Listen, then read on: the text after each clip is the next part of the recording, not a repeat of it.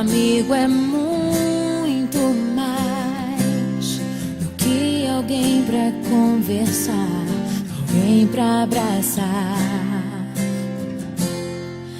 Amigo é uma bênção que vem do coração de Deus pra gente cuidar.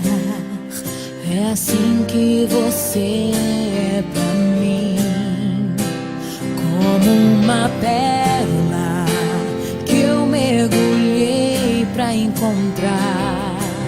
É assim que você é pra mim,